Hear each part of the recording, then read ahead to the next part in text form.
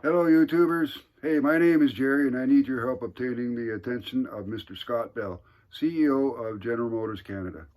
No, I'm not mad at GMC, and I'm not going to bitch, whine, complain, or any of the usual things that people might post online for. Sorry to the haters. Not. I'm actually trying to put forward an invitation to GMC to collaborate on a clean energy design. And well, have you ever tried to contact the CEOs of the big three? Good luck with that. Anyway, my reason for wanting to talk to Mr. Bell is to say this, and I'm going to be reading most of this because it's been 25 years plus since I did Toastmasters. Anyway, Mr. Bell, using today's technology, I have designed 100% clean energy system that has great potential to be the first positive net energy system to be created. With technology in the market today, I have designed a system that uses 3.6 megawatts of energy and could potentially create 10.8 megawatts of electrical power, and I believe I can improve that to the available technology to create 12 megawatts. I am down to one question that needs to be answered to prove or disprove the system's design and concept. And that question is this: can I maintain rate of circulation? That's it.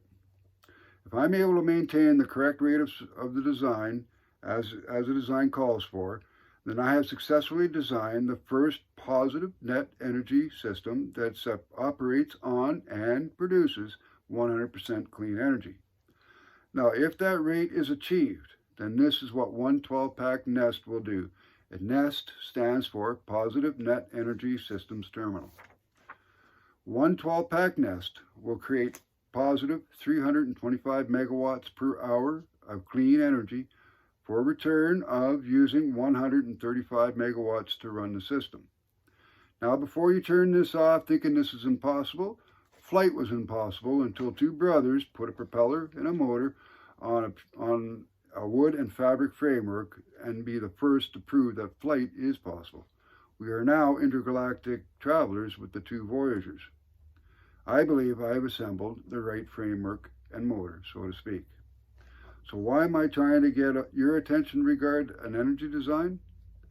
Because if the design works, and that's still an if, then the design itself, demands that a company with the global resources and assets of a company like GMC get involved. Given the current state of our world at this time, this is not the time for small business interests trying to introduce the system on a trickle scale. The design demands a much quicker response to production on a global scale and with a company that has the workforce and infrastructure on a global scale. That could be GMC. Mr. Bell, here's my proposal. I'm at the point of my design where it needs to be taken from the proverbial napkin stage and transferred to computer in order to do virtual simulations and the correct engineers assisting. And with the correct engineers assisting, sorry. There's no need for years of research to be done here, no clay models to be built, and since you already have the engineers on salary and the computer labs available, there's virtually no financial layout on GMC's part.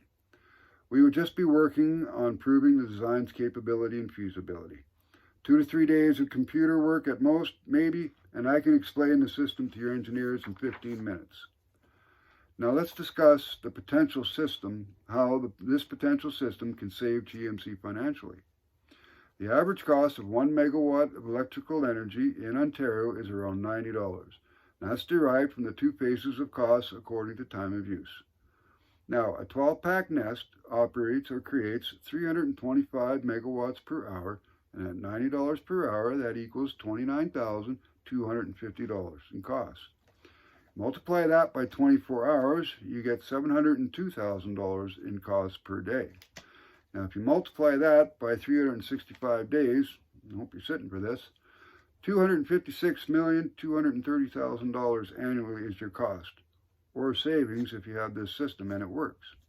So if GMC's plants use a combined 325 megawatts of power throughout Ontario, that is how much money GMC is spending annually, or possibly saving, as I said, in the future. That's one 12-pack NEST, and the ground footprint of the pack is approximately 72,000 square feet. As to the cost of building even one part of a single terminal, which is equivalent to 7.2 megawatts, I expect an initial layout of $2 million per megawatt, but this is strictly an average based on today's cost for clean energy systems, and it's not set in stone by any means. Now, I am obviously not asking GMC to collaborate for nothing, so here's my offer. If GMC agrees to supplying the personnel and resources to transfer design to virtual simulation, and the correct engineers as well needed to dial in the power use and other essentials to the design, I will award GMC an automatic 5% ownership in the design itself and first opportunities for both manufacturing rights and controlling interest of the design itself. Mr. Bell, I'm sure you understand the impact a system like this will have on our world. But for those of you who may not, please allow me to explain. For starters, a system of this significant magnitude will put the world back to work. A design like this means we can systematically build the system to replace every coal-fired, natural gas, or nuclear plant, and we would never have to build another dam, windmill, or river-changing systems ever again. A system like this would create millions of jobs globally and, in a very quick time frame, bring our world out of recession. I heard the governor of New York today make a statement about trying to bring in cheap power from Ontario as a way to do infrastructure rebuild to stimulate their economy. If you're listening, Governor Cuomo, I may have your answer, but GMC gets first dibs. I am a Canadian boy after all, but I do like my neighbors. Most, anyway. Anyway, I digress. The system would redefine our grid altogether. Cascading blackouts and brownouts would become limited in areas and in scope. Hospitals with the land to build a system would no longer be reliant on the failing grids during natural disasters. Self-reliance is the outcome here.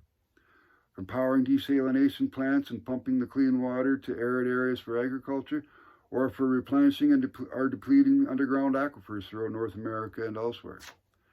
To powering stations for drone ships that scour our oceans with plastic gathering tech designed for just that purpose. And finally, but certainly not the least or last, we can now have the electrical capacity to convert our personal transports vehicles to electric and start to wean ourselves off of fossil fuels in a way that allows for easement and transition economically. Sorry, Mr. Bell, I didn't build the technology that gives the system its potential. I just brought them together the same way the Wright brothers brought together a propeller, a motor, and some fancy framework, and I'm using known use of energy in the system's design. I am not claiming to have new technology, although I am certain I may be able to improve what I've seen on the market so far. The energy numbers are given are based solely on known specs and operating within those specs. The overall design is consistent with how each component was designed to be used. So there it is, Mr. Bell. Even though I am 100% positive that this design can be made to work as described, I am willing to suffer a small amount of embarrassment for the benefit of our world if it, for some reason, it doesn't. Even though the technology says it can in this manner. But the question now is, would you, Mr. Scott Bell and GMC Canada, be willing to provide the resources to find out if the impossible isn't? You know, for the benefit of our world and quite frankly for GMC and a Captain Obvious moment here, my family and I as well, and my neighborhood and my city and my town and wherever I live and where everybody else lives. I am positive you understand the gravity of the situation our world is in right now, from the complexities of a potentially lengthy recession to the unknowns yet to come regarding the pandemic and the lasting effects of it. In other words, Mr. Bell, we're in deep shit. Wouldn't it be nice if we can bring some potential good news to our world just by committing to do a little collaborating together and for a positive future? Pun intended. How about we pick up a new motto? Change the future, charge the future. If you're wondering why I did not submit something on the Inventions Ideas page of the GMC website, I would answer this way. Would you mail in the highest paying lotto ticket ever? Or would you carry it to the lotto center yourself? I thought so. Finally, Mr. Bell, if you are made aware of this, albeit somewhat unorthodox request, I hope you take a moment to hear me out. I'm giving GMC the first opportunity because I'm a Chevy fan, but I'm also a practical man, so if the Chevy don't run, I'll move on to Ford or Chrysler. Sorry. With that being said, I will post this for 1 week's time, and I hope to hear from you. And you can find me by contacting the head manager of dealership 82018 and he will give you, and only you, my contact information. And thank you for listening. Now, to all of you on this YouTube thingy, this is a personal call out to GMC and not an invitation to others at this format, at this moment. But my sincerest thanks and kudos to all who helped in getting this message out. I really do appreciate it. I will keep you posted in the future, and if GMC chooses to ignore the possibility, then I'll be looking for the right company to help. Just think, it's going to be like taking the longest pregnancy test ever, and we all want a positive outcome. Stay healthy, stay strong, and stay positive. And for everyone's sake, please wear a damn mask out there, will you? Oh, Sir Richard Branson, if you're listening, if you still have that challenge of $10 million for reducing CO2 emissions, I think you owe me some money, sir. Have a good day, folks, and I appreciate you listening and taking time to listen. Bye-bye.